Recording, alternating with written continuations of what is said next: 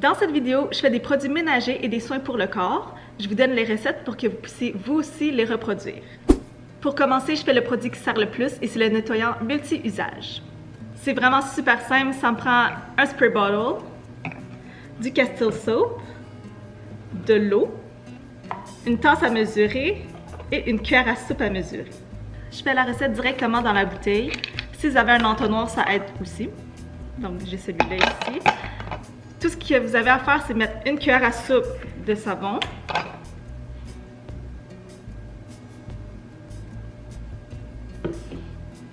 Et une tasse d'eau.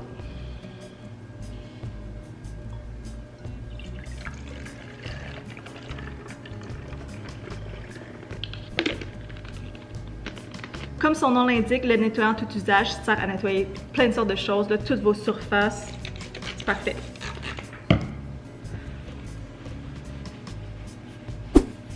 Le prochain produit, je ne vais pas le faire devant vous parce qu'il m'en reste encore et c'est le nettoyant pour les produits électroniques. J'ai une petite bouteille comme ça et le distributeur est par en haut. Donc, ce que je fais, c'est que je mets la moitié d'eau et moitié d'alcool. Donc, si vous avez une tasse d'eau, vous mettez une tasse d'alcool. Moi, c'est une petite bouteille, donc je mets une petite quantité d'alcool, une petite quantité d'eau. Puis, ça fait mon produit pour nettoyer clavier, souris, téléphone, écran. J'ai ici un essuie-tout lavable. Donc, dans le fond, je passe sur le dessus, il y a du nettoyant. Là, je vais prendre mon sel et je vais le nettoyer comme ça. Quand on y pense un peu, on se rend compte que nos appareils peuvent facilement devenir vraiment dégueulasses. Mon téléphone, je le traîne aux toilettes et dans mon lit. Donc, ça vaut la peine de le désinfecter une fois de temps en temps. Le prochain produit, c'est pour utiliser sur votre corps et c'est un déo. Ça vous prend de l'huile de coco, du bicarbonate de soude, de la fécule de maïs et de l'huile essentielle. Moi, j'en ai deux ici, à la menthe et au tea tree. Ça vous prend aussi une balance et un petit pot.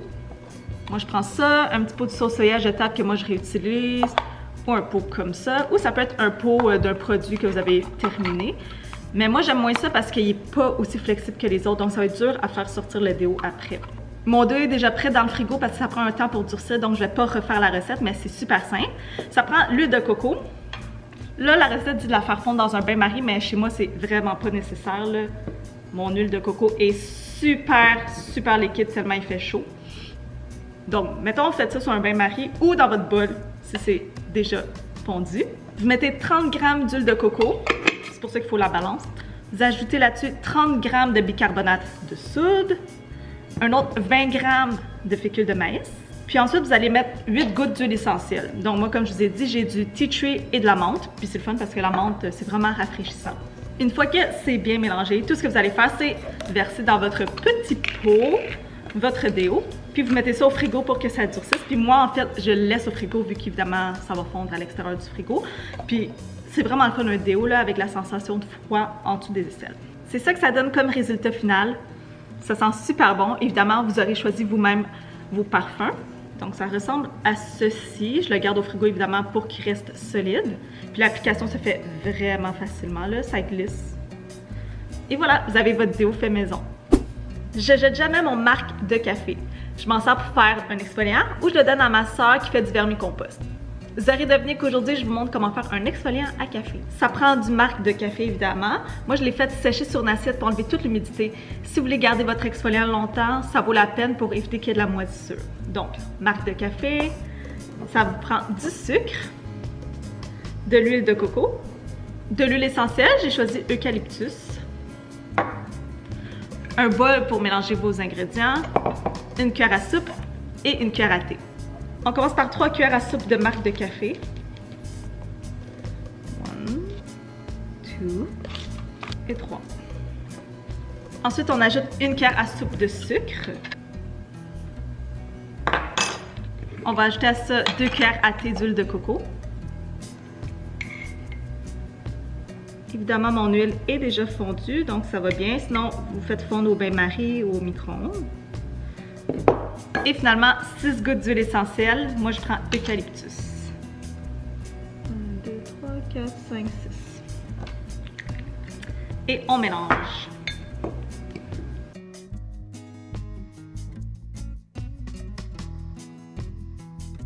Je viens de décider de conserver mon exfoliant dans le pot de crème que je vous ai montré tantôt.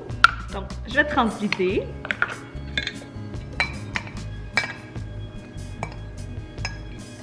Je peux vous montrer avec ce qui reste dans mon bol là, pour l'application. Voilà, c'est rugueux et doux en même temps, grâce à l'huile, au sucre. Donc voilà, je vais avoir la main toute bien exfoliée. Donc, voici une fois rincée, ma main exfoliée.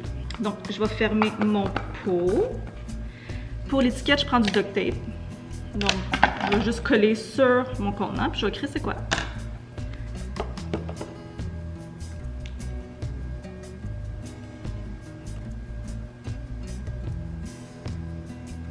Si vous épilez, c'est vraiment important de s'exfolier pour enlever toutes les peaux mortes, pour pas faire de poils incarnés. Puis en plus, après, la peau est super douce, là, c'est vraiment agréable. Le prochain produit, c'est un nettoyant pour les miroirs. Ça prend de la fécule de maïs, du vinaigre blanc et de l'eau. Vous avez besoin d'une demi-tasse à mesurer et d'une demi-cuillère à soupe à mesurer. Fait qu'on fait notre mélange directement dans notre bouteille. Ça prend une demi-cuillère à soupe de fécule. Pour la suite, je vais reprendre mon entonnoir. Je veux une demi-tasse de vinaigre blanc. Je l'ai ici. Je prends une demi-tasse. Je verse dans la bouteille. Et une demi-tasse d'eau.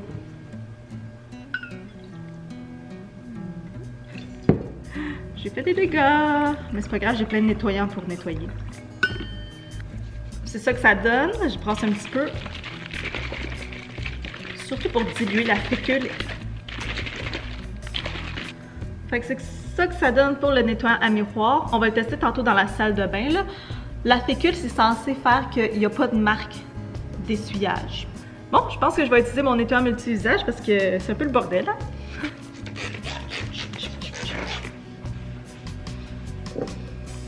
Je suis dans la salle de bain pour essayer mon nettoyant pour miroir.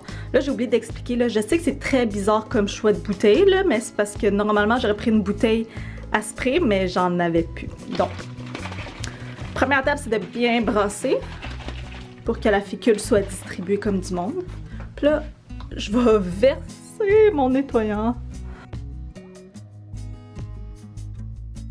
Hey, cette recette, c'est un oui! Ça fonctionne vraiment bien. Qu'est-ce qui arrive avec le nettoyant à miroir, c'est qu'il y a une étape, avant que ça soit sec, vous êtes comme pas sûr là, si ça va être propre ou si ça va avoir l'air propre. Mais en fait, dès que ça sèche, là, c'est super beau, là. Je suis vraiment impressionnée. La prochaine recette, c'est la dernière et je l'essaie pour la première fois devant vous. C'est un nettoyant pour les souliers blancs. Ça vous prend du peroxyde, du bicarbonate de soude, une cuillère à soupe, un contenant pour mélanger et une brosse à dents. Donc, dans votre contenant, vous voulez mettre 3 cuillères à soupe de bicarbonate de soude et une cuillère à soupe de peroxyde. Bicarbonate de soude, une cuillère, 2, 3. Une cuillère à soupe de peroxyde. Ok, ça fait vraiment une pâte super solide. Je sais pas si on peut appeler ça une pâte. Fait qu'on voit ici des petites taches. On va prendre un peu de produit. On va le déposer. Et là, on va brosser. C'est pas assez liquide. Ok, je vous ai dit que c'est la première fois qu'on essaie cette recette. Fait que je trouve vraiment le mélange pas assez liquide. Fait que je vais juste rajouter un petit peu de peroxyde. Fait que je vais commencer par une demi-cuillère à soupe de plus. Voilà. Là, ça donne vraiment plus l'impression d'être une pâte. Je peux même la prendre avec ma brosse à dents. Ok, on recommence. Là, je vais frotter. En passant, je sais que c'est pas très hygiénique là, les souliers sur la table. C'est pour ça que c'est la recette que j'ai faite en dernier. On va rajouter une autre demi-cuillère à soupe de peroxyde, fait que ça va faire 3 cuillères à soupe de bicarbonate de soude et 2 cuillères à soupe de peroxyde.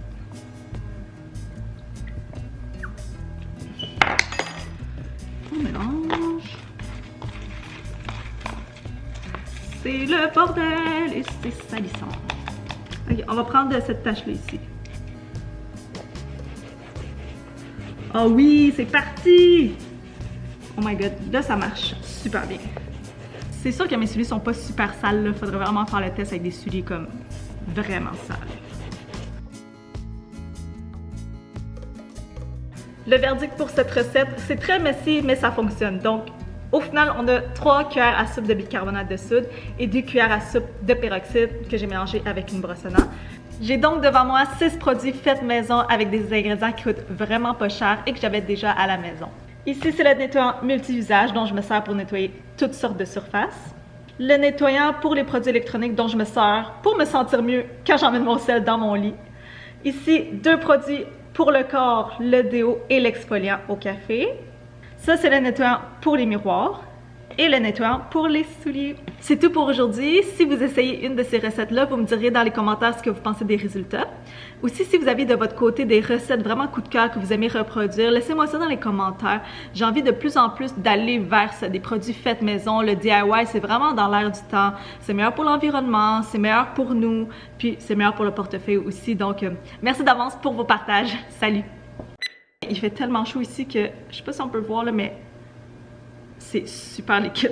J'en ai renversé plein. OK! Je vais hydrater mes mains avec. Là, je vais me faire un hydratant pour les mains